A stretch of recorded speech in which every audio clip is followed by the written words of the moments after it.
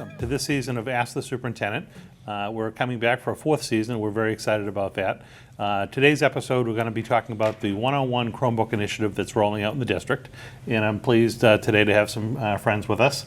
Parent Laurie Pellegrino is going to be commenting and helping to coordinate this session with Bill Silver, our Technology Director, and Dr. Linda Hirsch, our Assistant Superintendent for Curriculum and Instruction.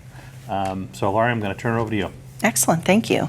Happy to be here. As we begin, can you tell our viewers a little bit about the decision to start the Chromebook initiative with the 5th and 9th graders? Sure. There were a couple of things that we really put a lot of thought into, and one of them was where to begin the initiative. What we looked at was sort of the useful life of devices and the way we wanted to purchase devices. And they were going to go on to a 4-year lease. So it made a lot of sense for kids to carry the device for 4 years, and then the lease would end, and we could begin a fresh one. Mm-hmm. We also knew that we needed some time for teachers to really begin to digitize content and put things up into Google Classroom for the kids, and that this would be an ongoing process. And we figured that a 4-year time frame would give us that, sort of nice gradual implementation that would make everyone comfortable and make sense, financially as well. All right, thank you. Can you tell us a little bit about funding the initiative? Sure. One of the aspects on funding, and this is something that Bill touched on, we knew as a district we didn't have the capacity to be able to fund and launch this for all grades 5 to 12 at the same time. So we had to do it in kind of incremental steps. And we had enough financing to basically be able to accomplish this at 2 grade levels at a time, which went into that 5th and 9th grade decision. But we're actually utilizing school choice funding so that this isn't impacting the local operating budget. We receive school choice funding approximately $250,000 per year for students who are not residents of Chelmsford who come to the Chelmsford Public Schools at our middle schools and high school level primarily. So that was a funding source that was available to us as a supplement to our operating budget, and there had been some discussion in years past about utilizing that funding for helping with the full-day kindergarten implementation. But when we implemented full-day kindergarten a few years back, we ended up not needing that particular source of funding. So that revenue had been kind of sitting out there, and we were trying to figure out a good, worthwhile project to be able to dedicate that funding to. So the way that our leases are working, it is going to be a 4-year lease on the machines. An incoming 5th grade student will get a device, they'll keep it for middle school, turn it in to get a new device when they go off to high school.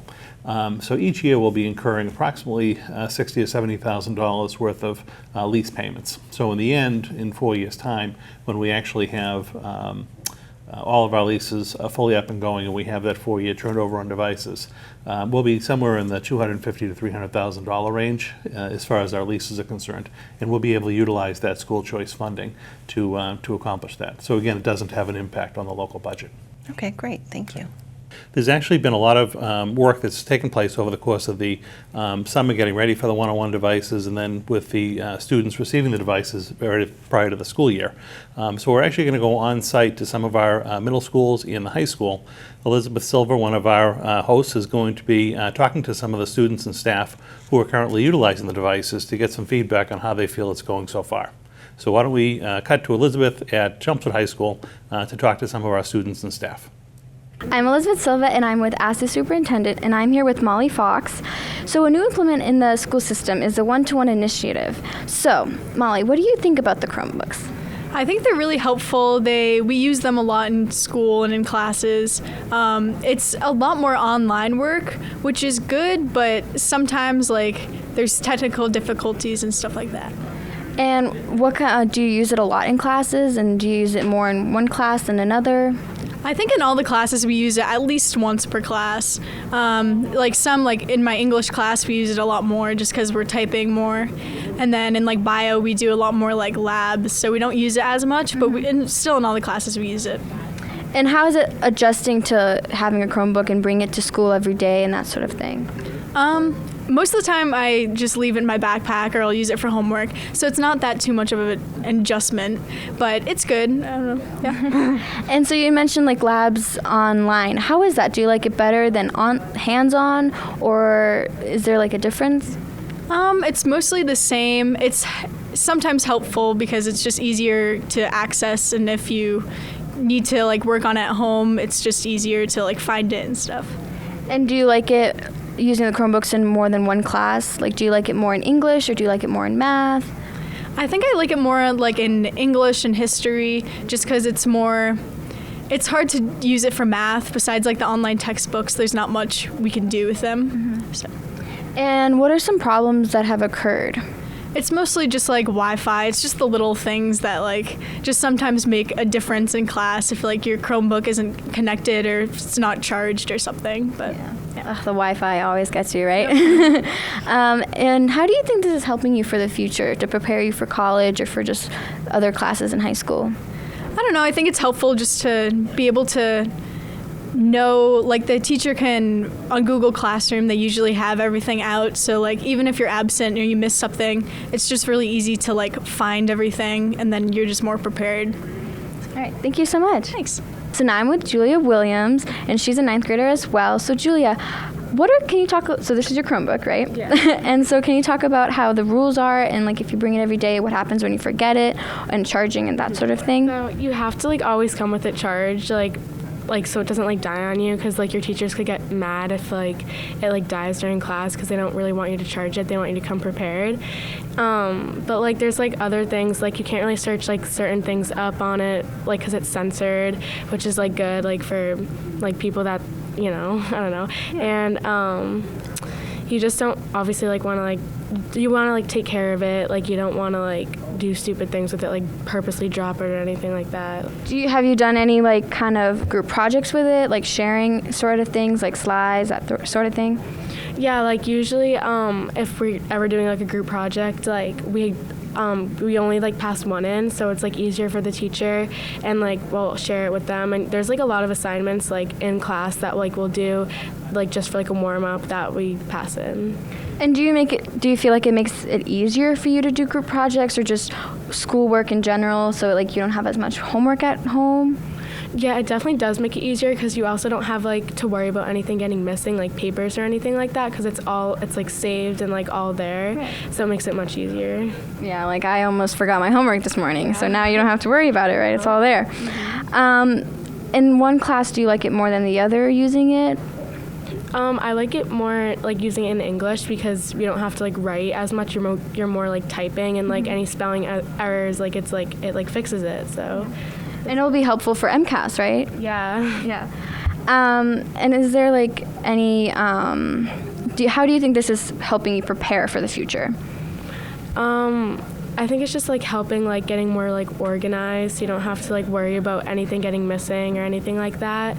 And just like good, because like you're getting like used to like using more like tools online that you'll probably need for like the future. Okay. So.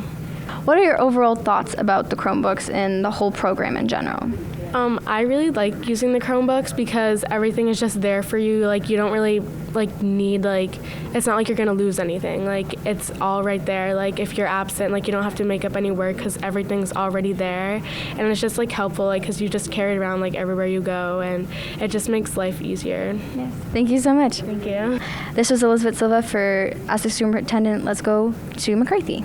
I'm with Mrs. McPhee, an English and Social Studies teacher at McCarthy. So Mrs. McPhee, how have you had to adjust your lesson plans for the Chromebooks? So adjusting my lesson plans, I've just changed the delivery of how it gets put out to the students. So instead of making copies of worksheets, I post things to Google Classroom, and then they're able to work through Google Classroom. So that's really the biggest change, is there's a lot less paper and fewer copies. And what kind of activities do you do? So far, they've just been doing worksheet-based. So anything that they would have done on paper, now they're able to do it in the Chromebook in a Google Doc. We're moving towards being able to watch videos, brain pop videos, and things like that they can have in their Chromebook for them to watch individually. And what happens if a student forgets their Chromebook? If they forget their Chromebook, they can check one out from the library. And if they forget to charge it, all the 5th grade rooms have charging stations where they can charge them right in the room. And what do you think the favorite activity for the students is on the Chromebooks? So I think just being able to work online and have a screen in front of them that feels familiar to a lot of them, and definitely being able to watch videos. And what's your overall thought about the Chromebooks? I think it's been awesome. I think that the kids are more organized. They're able to keep track of their materials better. It's because they have it saved in an online location. So yeah, overall, I think it's been excellent. And how do you think this is going to teach them life skills in the future? Teach them, like, how is it going to be beneficial to them? So I think any career path that they take today will involve some kind of working with a computer. So I think starting to learn those skills now is important. Thank you. You're welcome. So I'm at McCarthy now with a 5th grader, Caroline. So Caroline, who do you have for a teacher? This year for 5th grade, I have Miss Ottman and Miss Daigle. And do they use the computers a lot? Yes, they both do. If I had to pick one teacher that used it more, it would probably be Miss Ottman. I feel like it's more useful because she teaches ELA and reading, and we get a lot of stuff off of the Chromebooks, like we can write on them, and we can get like Storyworks magazines. So I feel like it's also helpful for math and science too. But I like ELA and social studies is helpful for that. Can you talk a little bit about the rules of having the Chromebook or just the process of bringing it back and forth? So it's kind of hard bringing it back and forth because it just takes up a lot of space in your bag. It's kind of heavy.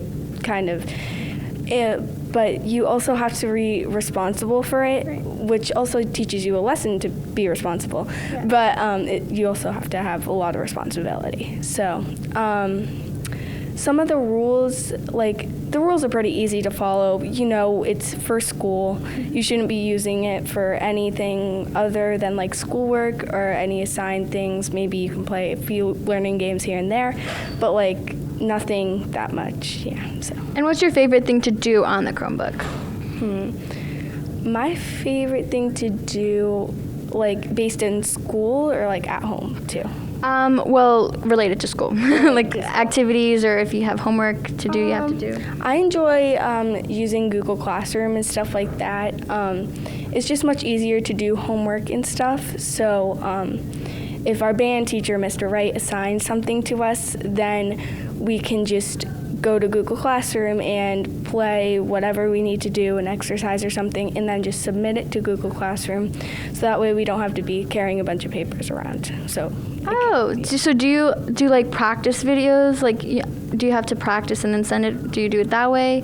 So on our Chromebooks, we have a camera, and so we basically use the camera and we upload videos to Google Classroom, and it's the assignment to upload an exercise or something. So if I played an exercise, I would submit it up to Google Classroom, and then it would be sent. Homework. Yeah. Homework, yeah. Okay. Thank you so much. You're welcome. So I'm with Brian, another 5th grader. Brian, who do you have for teachers this year? I have Mrs. Pangiatakis and Mrs. DeVito. And do they use the Chromebooks a lot? Yes, they use it quite a lot, yeah. And do you like using it using more in one class than another? I like using it more in math because I think it's more productive in math than it is in ELA and social studies. So what kind of activities do you do in math then? In math, we do things like IXL and iReady, which are these great learning programs on the Chromebook that improve our math skills and sharpen our multiplication and division. And do you feel like you use it more in math and science than ELA and social studies? Yes, a lot, yeah. And can you talk a little bit about, for you, what the process is of charging it or some of the rules you have to do? I think I like a lot, actually, that they kind of limit it, because if not, there'd be, it would just be pure chaos. People might be making excuses why not to bring their Chromebook to school. And for charging and bringing it back every day, I think it teaches you great responsibility and kind of gets you ready for when you have a laptop and a real business. Yeah, that is. And it teaches you a life skill, right, for the future. Yes, it does. Yeah. And so what's your favorite thing to do on the computer? So it was math. My favorite thing to do on the computers is probably do IXL and iReady, nice educational learning games that practice your skills. And can you talk a little about what your overall thought is of the Chromebooks? I give the Chromebooks 10 out of 10. So I'm with Mrs. Murray, a 5th grade teacher at McCarthy. So Mrs. Murray, can you talk a little bit about how your teaching plans were adjusted for the Chromebooks, or kind of what activities you do? Sure. So it's a nice tool to have for the kids. It's been wonderful. They really have adapted it fabulously. And it's been a good tool for the kids because one is we do a lot of math warm-ups sometimes with the Chromebook, or when there's certain times during the day where some kids are done with work and then others maybe aren't, so they get to do some sort of activity on the Chromebook. And so that's sort of the blended learning style where some kids might finish, some kids might be somewhere else doing something on their Chromebooks. It's really been helpful with studying for science tests or math quizzes. A lot of supports go into our Google Classrooms and the kids can just access it. It's also a huge help because the textbooks are also downloaded, so they can access those online, and we can digitally put study guides on there. We can, again, put any type of videos or supports or their homework, you know, anything that they need. The textbooks, again, like I mentioned, are helpful, so if the kids don't forget, if they forget something, they can look it up on their Chromebook. So the activities, I would say overall, we haven't gotten too much into too many, you know, involved activities. We will be more so with the science because we're now moving into day and night, and we're moving into the solar system, and so there's also the moon phases, so the kids can start looking at more things we're going to be putting into their Google Classroom to be doing there for science. So yeah, it's been a great asset to all of us. You know, we're all using it. We meet collaboratively. Science and math teachers meet. The ELA and social studies teachers meet. We meet once a week. We talk about how we're maybe using it, what activities to download or put on there. So yeah, it's been great. This is Elizabeth Silva at McCarthy. Let's go back to the studio. Thanks, Elizabeth. Sounds like the rollout is going pretty well. With that said, I have a few more questions from parents and students regarding the rollout. Now that there are 400 or so devices on the network and any devices brought from home, the demand on the network is and will continue to steadily increase as we roll out to future grades. How have we been dealing with the lag times on the system? Is there a plan to address new devices each year to keep up with demand? Yeah, good questions. Actually, before we even decided to enter into a one-to-one, one of the first things I did when I came to Chelmsford was sort of take a look at the network, see where we stood, and sort of understand its capacity and its limitations. And at the time, we had a lot of wired computers. There wasn't a lot of wireless computing happening. And we were at a place where we knew if we wanted to migrate in that direction, we needed to do some serious infrastructure work. So over the past couple of years, we've actually revamped the entire network in all of our schools. We have all new switching, we have all new Wi-Fi, we have all new fiber connections between our closets. Just this past summer, and it actually just finished, we upgraded from 500 megs of internet to 2 gigs of internet. You know, we see, you know, probably 5,000 to 6,000 devices on the network per day. We added about 800 with the one-to-one, and you know, the network barely breathes heavy, even with that load on it. So I'm very confident that we can roll out the entire rest of the initiative without a need to really do any additional upgrading to the network, because we sort of built it in anticipation of a large implementation like this. That's great news. Thank you. Students in mixed classes say they find it harder to keep up with freshmen who have constant access to their Chromebooks all day. How do teachers make that work in classrooms for students? I mean, so we do have some students, obviously, that have Chromebooks full-time and then others that don't. But with the use of the one-to-one devices, we also have opened up the use of regular devices in the schools. So as Bill was saying, there's almost another 400 devices that were added to the system. So those teachers utilize those during the class time. So there's plenty of devices for people to sign out. They can use them as a grade level. I've seen a lot of variety of different things happen. They can go upstairs to the Learning Commons and use the devices that are there. There's also still some carts that are around, so the teachers make good use of all the carts. Because one of the things you don't want is, you know, just someone to be on the computer all day all class. So sometimes what you'll find is like a station rotation piece where teachers are actually working with a group of students while like 5 or 6 of them are working on another device somewhere else in another station. So they're working it out. They make sure that they work with their teammates, even if they're not in a team at the high school level, they're still in a department, and they work with those departments, and then the departments are really good to work with each other, that if somebody's not using something or something has changed in their schedule, they work with them to make sure that all students have access to them. So at most points, there's always something available for a student to be using if a teacher is using the one-to-one devices. Okay, great, thank you. And not only that, I guess I would add that the district's also had a nice bring your own device policy for many years, even prior to my arrival here. And with our enhanced infrastructure, we can give access to users to bring any device type that they want. They can log in securely using their regular username and password on our networks. So there is always that opportunity. I know a lot of students do carry phones and, sometimes their own tablets and things like that.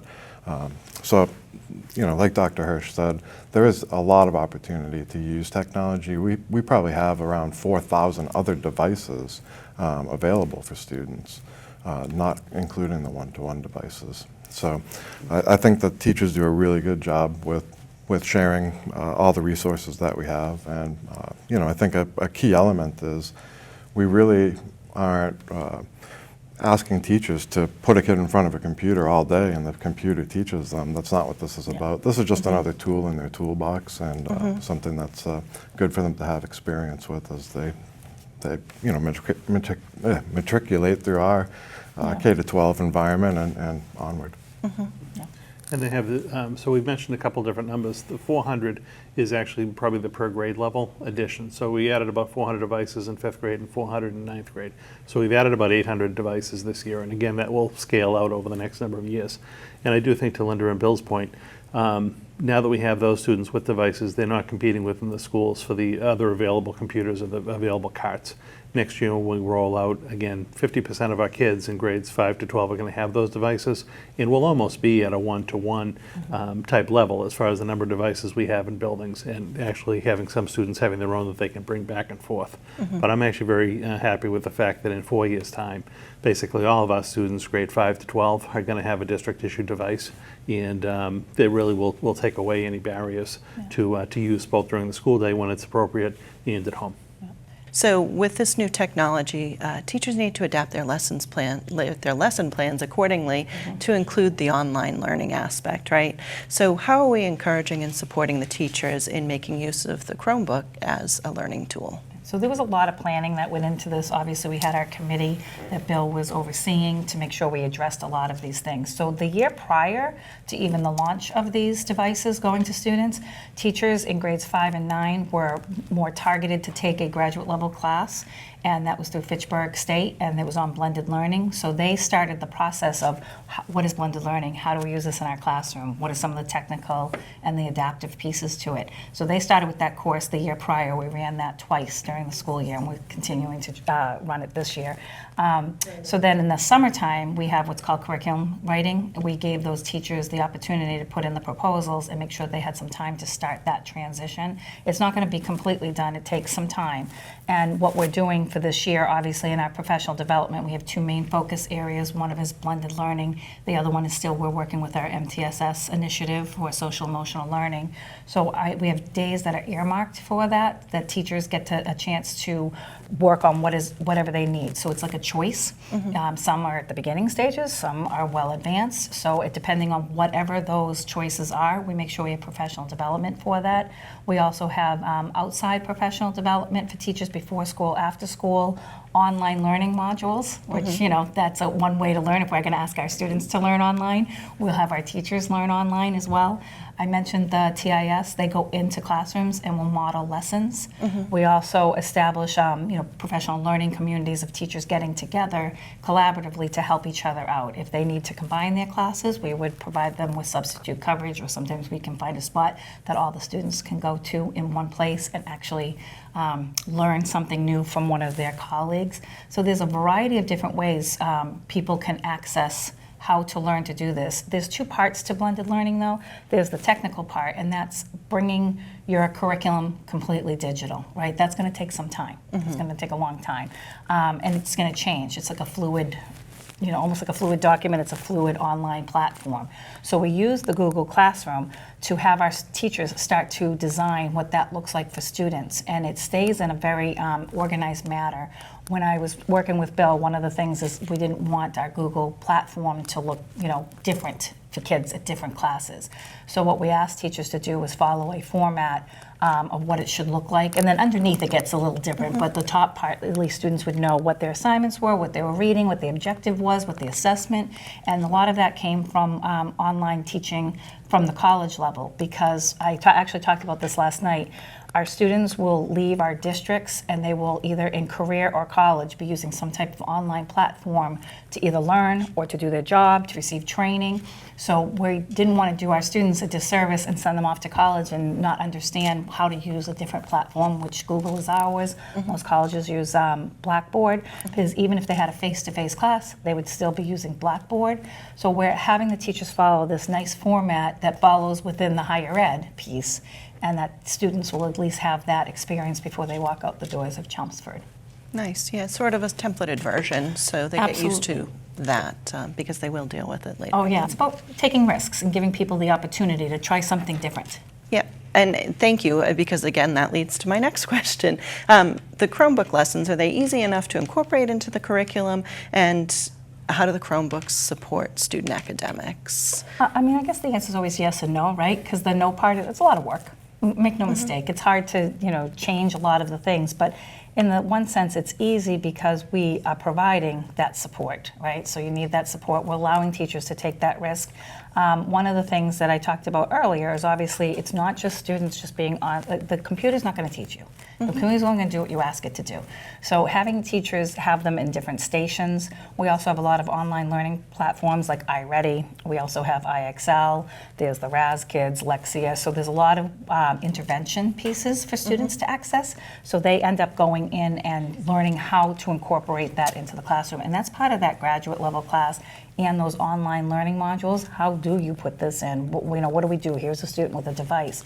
So they learn how to do that. So yes, it's easy to do because you can learn how to do it. It just takes time in that part. All right, thank you. So next item, parent concern. The American Academy of Pediatrics recommends no more than 2 hours a day of screen time.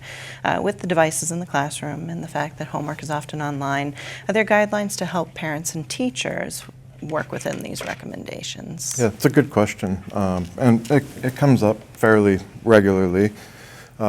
Before I actually delve into that, what I will say for all parents, teachers, students, we did put a steering committee together, and many of the things we've talked about today are contained within that documentation. Parents can find it on our website under the parent menu, and it's just called the One-to-One Initiative, and many of these resources, information about the initiative are there for parents. When we talk about this study that you're referring to from the AAP, you have to sort of be cautious how you read this, because what it actually says is that they recommend no more than 2 hours of screen/media time that is recreational. Now, most kids are having fun when they're doing their classwork and homework, so maybe it is recreational use, but I think their larger concern is that they don't want kids to be, sort of sedentary and sitting in front of screens all day. And what you usually see them, I had unfortunately my daughter to the pediatrician last week. It's the 5-2-1-0 sort of methodology that they all preach, which is 5 fruits and vegetables, no more than 2 hours of recreational media. It's 1 hour of physical activity and 0 sugary drinks, and I think everyone should probably try to stick to that. Well, I'd actually like to just thank the participants today. Laurie for helping to chair and coordinate this discussion. Bill, our technology director, Linda, our assistant superintendent for curriculum and instruction. I hope the viewing audience has found this to be informative. This is going to be one of several sessions that happen over the course of the school year to talk about pressing issues or initiatives that are taking place in the Chelmsford Public Schools. We very much appreciate you tuning in. Please look out for additional shows over the course of the coming school year. And again, we're very excited about coming back for a 4th season of Ask the Superintendent. So thank you very much.